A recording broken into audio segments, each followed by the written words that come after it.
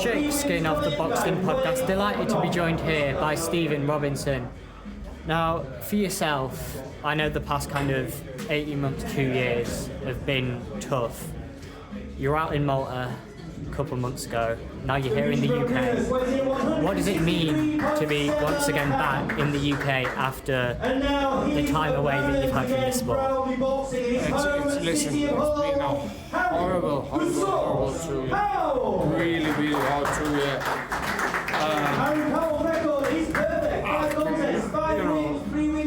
I fought with broken elbows. I've been suspended. I've had so much shit over the last 2 years.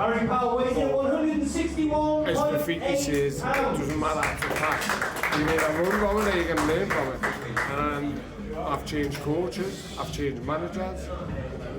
And it's now time to showcase what I'm about. Just a reminder, tickets from everyone here. We've been next in live arena tomorrow night. Or we've been next in live arena websites.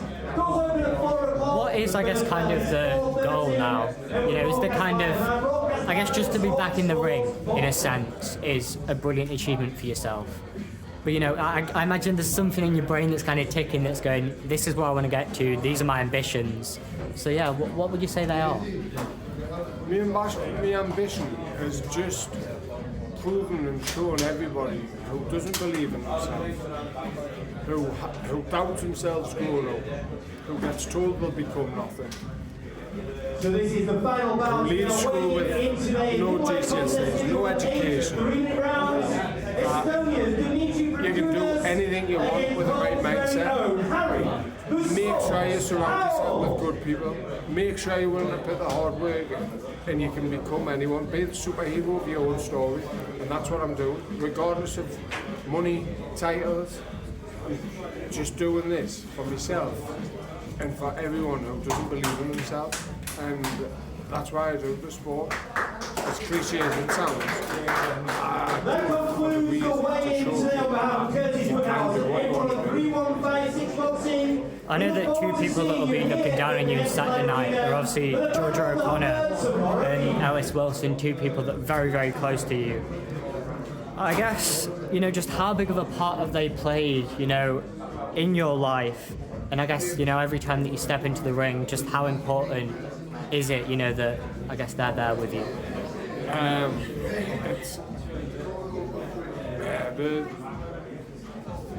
The Georgia thing it's absolutely crazy. So I've done a bike ride for Georgia. I've done 840 miles in a week. And it was exactly a year ago on the 21st of March when me and Georgia were together, and I've got a photo with them on the 21st of March when I completed that bike ride. And she's standing with us. She's in a wheelchair and I'm on the bike. And that was on the 21st of March 2025, and I'm fighting on the 21st of March. And unfortunately now we've lost Georgia. But same as Ellis, like, they're always with us in the ring, and I go to the grave and I put my gloves on every fight. And, I was at George Arnett's grave yesterday before I come down. So when there's not one of win that ring, there's three who win that ring. You know, I love and miss them both so much. I imagine the, you know, amount of motivation that they give you when you know you're in that ring is just something unlike really something many people can imagine. You know, how important, you know, are they to you? And yeah, just, you know, the motivation they give you when all three of you are in that ring. It was like losing a brother and a sister. But, you know, I always say you die twice in life. You die when you die, and then you die when your name stops getting mentioned. And I won't ever stop mentioning their name. I won't ever stop doing what I'm doing, and when I do stop boxing, I'll carry on my name and training, and you know, we've got the Ellis Wilson Academy, and I'll do everything that I can to keep their name alive. speaking about, coaching and going into that, is that something that you would be interested in? Is that something that you're already pursuing? Is that, kind of a future that you see yourself in? Absolutely not. The minute I'm done with boxing, I am done. Yeah. I absolutely hate everything about it. The corruption, I've been fucked over numerous times, which I'd love, if I could read and write, I'd write a book about certain people in the sport, and when I retire I'll be mentioning these certain people. The amount of shit and lies that I've been told, promises.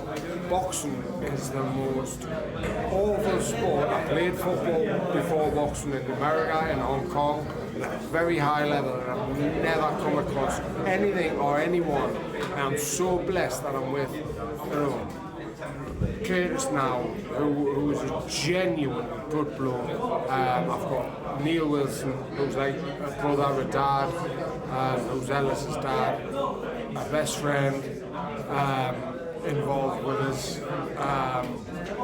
And I'm still good friends with my old manager, still good friends with my old coach. Tom now, my new coach. I've got very good people around us. But boxing itself, I'll be away from it the minute I can. What I do after the back of this, whether it be football, whether it be, I don't know what I'll do. But most definitely nothing to do with boxing, that's for sure. Speaking of Curtis, what would you say kind of, did you see in Curtis that you thought, I know all this about boxing, I know all this about the business, but this guy is genuine and, I want to work with him? So me and Curtis, it was not odd sort of meet. I think Curtis had sort of thought that I was done. And then obviously seeing his sparring Usyk,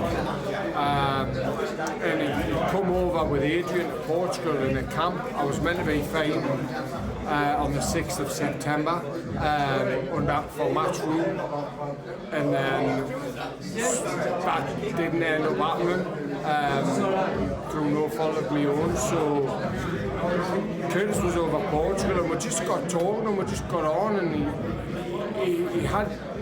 he was telling us about his ideas. Never once did he poach us, never once did he say come over. He was just telling us about ideas, and obviously with Neil we're sat talking and we're like, listen,